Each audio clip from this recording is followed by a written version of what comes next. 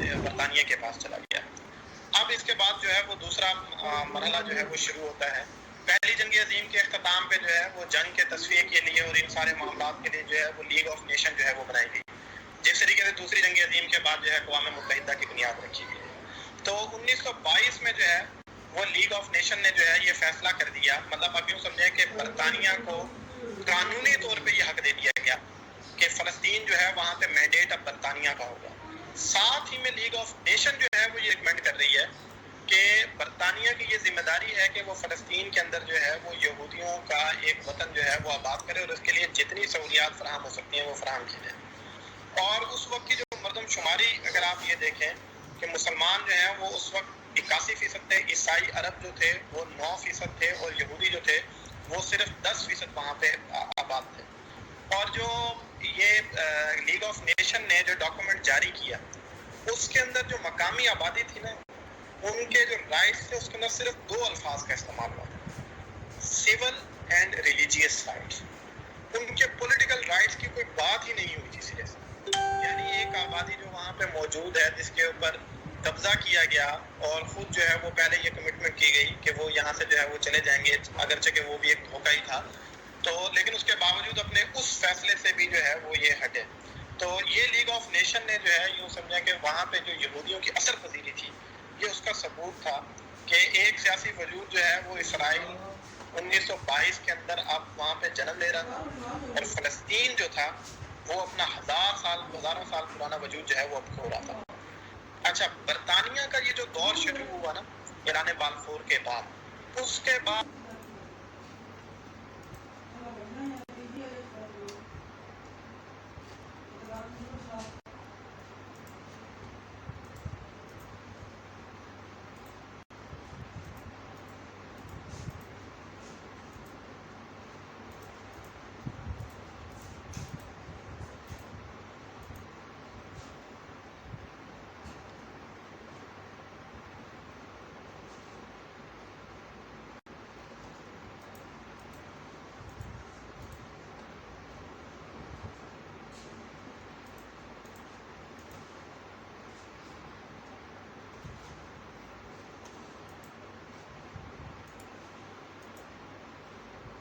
انیس سو 48 تک جو اس نے اقدامات کیے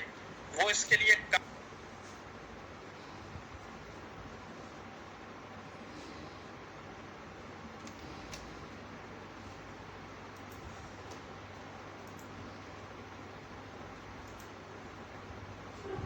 کافی تھے کہ 1948 میں جو ہے وہ اسرائیل کا وجود وہاں پہ ہو جاتا۔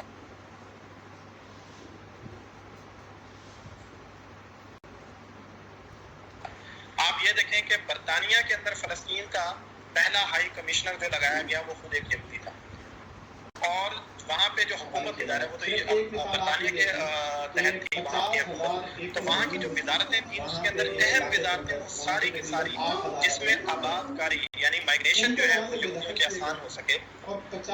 تمام وزارتیں جو ہیں وہ دے دی گئیں یہودیوں کو۔ لہٰذا غیر فلسطینیوں کی آباد کاری، شہریت کا جو ڈپارٹمنٹ تھا سٹیزن شپ کا وہ پورا جو ہے وہ یہودیوں کے پاس تھا۔ ایگریکلچر اور ایجوکیشن جو ہے وہ ان کو دے دی گئی۔ ایگریکلچر اس وجہ سے دی گئی تاکہ زمینیں الاٹ جو وہ کون ڈیسیژن کرے گا وہ بھی یہودی کرے گا۔ قوانین میں وہ ترمیم کی گئی کہ جس کی وجہ سے جو ہے وہ باہر سے آ کر یہودی یہاں پہ آسانی سے جو ہے وہ آباد ہو سکیں، اور یہودیوں کو ایک طرف اب دیکھیں کیا موومنٹ چل رہی تھی، زائنسٹ جو ہے وہ پوری دنیا سے پیسہ جھونک رہے تھے فلسطین کے اندر اور وہاں پہ زمینیں خرید رہے تھے۔ دوسری طرف برطانیہ کیا کر رہا تھا کہ جو حکومتی زمینیں تھیں وہ بہت ساری زمینیں تو یا تو یہودیوں کو مفت دی گئی یا اونے پونے دام جو ہے وہ یہودیوں کو دے دی گئی۔ تیسری طرف کیا ہو رہا تھا کہ جو فلسطینیوں کے پاس آبادی تھی وہاں سے بھی ان زمینوں کو جو ہے وہ لے کے یہودیوں کے حوالے کیا جا رہا تھا۔ صرف ایک مثال آپ یہ دیکھیں کہ 50,000 ایکڑ زمین جو تھی وہاں پہ ایک علاقے کے اندر وہاں پہ تقریباً 8,000 عرب جو ہے وہ رہ رہے تھے، ان کو وہاں سے بے دخل کیا گیا اور 50,000 ایکڑ کے بدلے میں ان 8,000 عرب جو وہاں سے بے دخل کیے گئے ان کو کیا معاوضہ دیا گیا، 3 پاؤنڈ 10 شلنگ جو ہے وہ ہر فرد کو جو ہے وہ صرف دیا گیا۔ تو 1922 سے لے کر 1936 تک تقریباً جو ہے یہ 17 سالوں کے اندر یہودیوں کی آبادی 82,000 سے لے کر 4.5 لاکھ اسٹوڈیو تو لائیو کیوں یہ جانا جو تصویر آپ کو لیفٹ میں نظر آ رہی ہے، آپ وقت کا ستم دیکھیں کہ کس طریقے سے یہودی آباد ہوئے تھے اور آج رونق جو ہے وہ کہاں پہنچ چکی ہے. مطلب کہ یہ میرا ایک جا رہا ہے نا جہاز ہے لائیو، جو اس وقت آ رہا تھا اور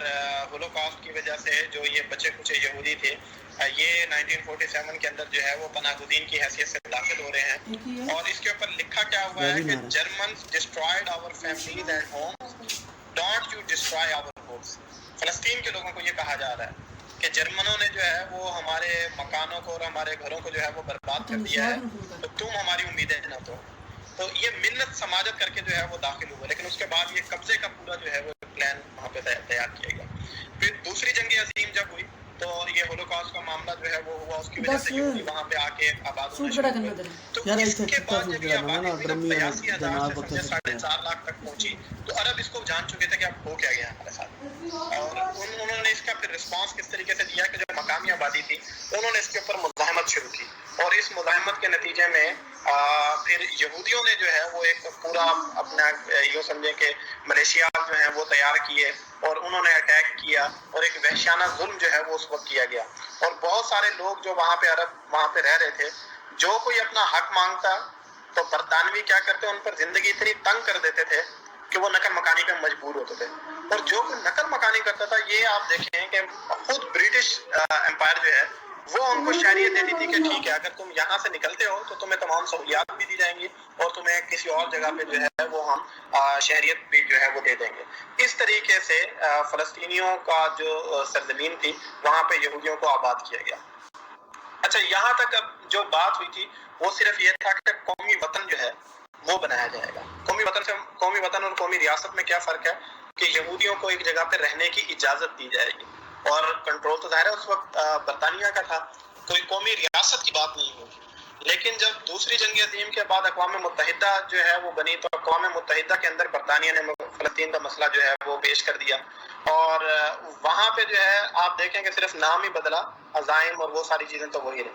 لہذا نومبر 1947 میں جو ہے وہ اقوام متحدہ نے فلسطین کو تقسیم کرنے کا جو ہے وہ فیصلہ کیا اور اس پہ ووٹنگ کی گئی.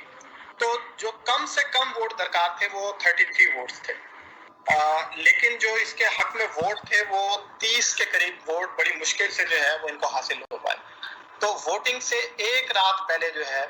وہ امریکہ نے 3 ممالک فلپائن، ہیٹی اور لائبیریا، تقریباً یوں سمجھ لیں کہ آپ جس کو کہتے ہیں نا کہ گردن سے پکڑ کے ووٹ پہ راضی کرنا، وہ صورتحال جو ہے وہ کی گئی اور زبردستی جو ہے ان کو ووٹ دینے پہ جو ہے وہ آمادہ کیا گیا اور اس کے بعد یہ 33 ووٹس جو ہیں وہ ان کو مل گئے. اب اس کے بعد جو ہے یہ جو تقسیم کا فیصلہ اقوام متحدہ نے کیا تو یہ تقسیم کا طریقہ کار انہوں نے یہ کیا کہ 2 حصوں میں اس کو تقسیم کیا. ایک جو ہے وہ عربوں کا فلسطین اور دوسرا جو ہے وہ یہودیوں کی جو ریاست ہے اسرائیل، اس کا انہوں نے کہا جو یروشلم تھا اس کو بین الاقوامی شہر کا جو ہے وہ درجہ دے دیا گیا. لہذا آپ کو یہاں پہ یہ جو اورنج لائن میں میپ نظر آ رہا ہے نا، جو لائنز نظر آ رہی ہیں، یہ وہ پورا علاقہ تھا جو عرب اسٹیٹ جو ہے وہ ڈکلیئر کی گئی. اور یہ جو گرین لائن کے اندر آپ کو لائنز جو ہے وہ نظر آ رہی ہیں، یہ فلسطین کے اندر جو ہے یہ پورا علاقہ وہ تھا کہ جو یہودیوں کی اسٹیٹ جو ہے وہ پرپوز کی اقوام متحدہ نے. اچھا، اب اس سرزمین کو اگر آپ یہ دیکھیں کہ آپ یہ دیکھیں تقریباً آدھا جو ہے وہ تقسیم کیا گیا، لیکن حقائق کیا تھے؟ یہودی جو ہیں وہ 33% تھے. 33% میں وہ شامل تھے جو بعد میں وہاں پہ آ کے آباد ہوئے تھے، وہ نہیں جو ہمیشہ سے وہاں رہے. تو ان کو 55% آف دا لینڈ جو ہے وہ دے دیا گیا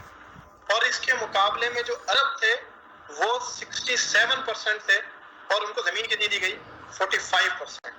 تو جب یہ فیصلہ ہوا تو یہودی اس سے پہلے